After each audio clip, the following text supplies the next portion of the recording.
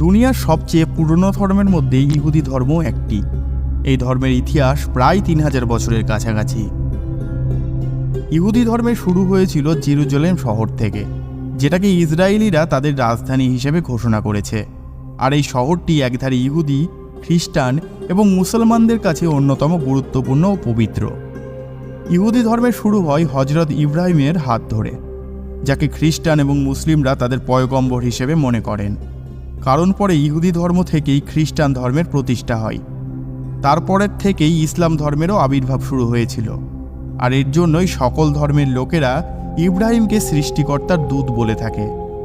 পয়গম্বর ইব্রাহিমের ছেলের নাম ছিল ইসহাক, যাকে খ্রিস্টান ও ইহুদিরা ডাকতেন আইজ্যাক। তার নাতির নাম ছিল ইয়াকুব, যাকে তারা জ্যাকুব বলে ডাকেন। ইয়াকুবের আরেক ছেলের নাম ছিল ইসরাইল। তার 12 জন ছেলে এবং 1 জন মেয়ে ছিল। ইয়াকুবের 12টি ছেলে আলাদা আলাদা 12টি কাবিলা বানিয়েছিল, যারা পরে একত্রিত হয়ে ইসরায়েল নামের একটি রাষ্ট্র বানিয়েছিল। ইয়াকুবের ছেলের নাম ছিল ইয়াহুদা। তার পরবর্তী বংশধরকেই ইয়াহুদি বলা হয়, যাদের ভাষা ছিল হিব্রু এবং ধর্মগ্রন্থ ছিল তানাখ। ওই সময় থেকেই তারা জেরুজালেম শহরে থাকতেন, যারা ইয়াহুদার কাবিলার অন্তর্ভুক্ত ছিল। আজ থেকে প্রায় 2200 বছর আগে ইয়াহুদি রাজ্যের অস্তিত্ব ছিল এই শহরে। ইয়াহুদার মৃত্যুর পরে এই অঞ্চলে নবী দাউদ, ইসমাইল ও সোলেমানের মতন বড় বড় রাজারা শাসন করেছিল। কিন্তু সোলেমানের মৃত্যুর পরে ধীরে ধীরে এই রাজ্যের পতন শুরু হয় এবং ইসরায়েলিরা নিজেদের মধ্যে বিবাদে জড়িয়ে পড়ে এবং 2 ভাগে বিভক্ত হয়ে যায়। কিন্তু তাদের 12টি কাবিলা 2টি অংশের মধ্যে অখণ্ড থেকেই যায়। আসিরিয়া সাম্রাজ্যের রাজা জেরুজালেমে হামলা করেন এবং তাদের 12টি কাবিলার সবকটি বিনষ্ট করে দেয়।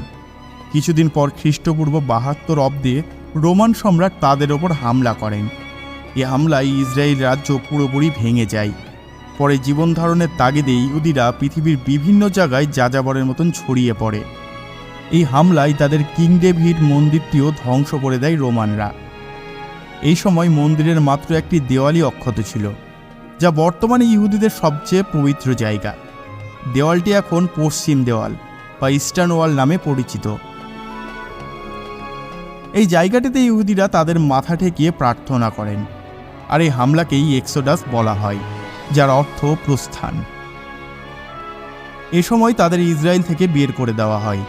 আর এই দেয়ালের সাথেই মুসলমানদের পবিত্র আল আকসা মসজিদ অবস্থিত, যেখানে কিছুদিন আগেই ইসরায়েলিরা হামলা করেছিল। পাশের খ্রিস্টানদের পবিত্র স্থান, যেখানে খ্রিস্টানদের হিসাবে যিশুকে পেরেক দিয়ে গেঁথে রাখা হয়েছিল। ইহুদিদের পৃথিবীর বিভিন্ন জায়গায় যাযাবরের মতন ছড়িয়ে পড়বার পর একটি নীতি চালু হয়, যা অ্যান্টিসেমিনিজম নামে পরিচিত। এর অর্থ হিব্রু ভাষী, অর্থাৎ ইয়াহুদিদের প্রতি দুর্ভাবনা।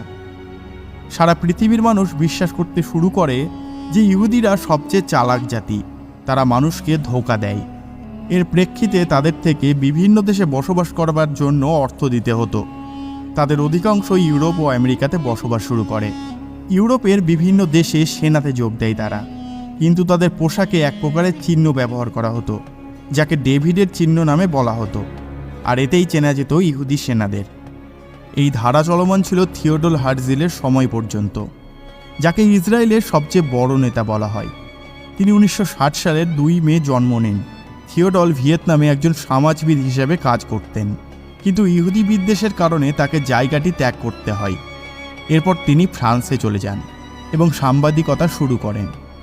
1890 সালে রাশিয়া ও ফ্রান্সের মধ্যে এক যুদ্ধ শুরু হয়, যাতে ফ্রান্স হেরে যায়। আর এর কারণ হিসাবে এক ইহুদিকে দোষারোপ করা হয়।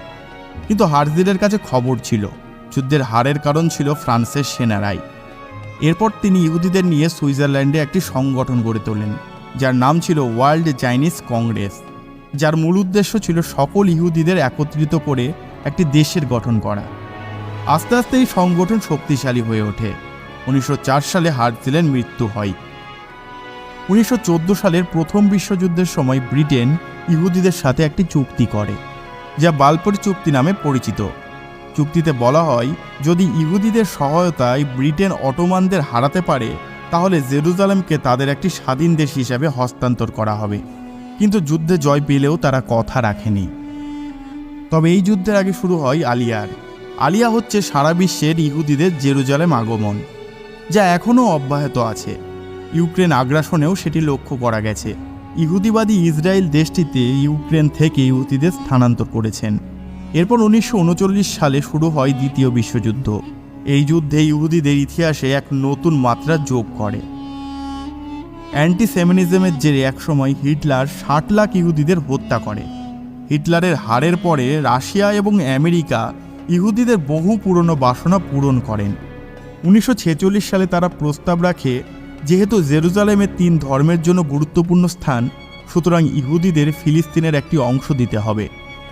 এ সময় ফিলিস্তিন ব্রিটিশদের একটি উপনিবেশ ছিল, যেমন ছিল ভারতবর্ষ, আর এর বিনিময়ে তাদের স্বাধীনতা দেয় ব্রিটিশরা। কিন্তু চারপাশে অবস্থিত আরব দেশগুলো মেনে নিতে অস্বীকৃতি জানায়।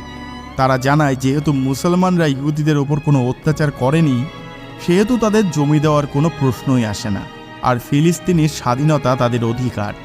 তাদের কোনো ভূমি দিতে হলে তা ইউরোপকেই দিতে হবে। এরপর পুনরায় প্রতিষ্ঠা হয় ইসরায়েলের রাষ্ট্র, যার ফলস্বরূপ 1967 সালে আরব দেশগুলোর বিরুদ্ধে যুদ্ধে জড়ায় ইসরায়েল।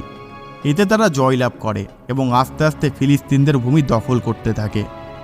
বর্তমানে ইসরায়েল পশ্চিমাদের মধ্যে প্রতিনিয়ত দখল করছে ফিলিস্তিনদের ভূমি।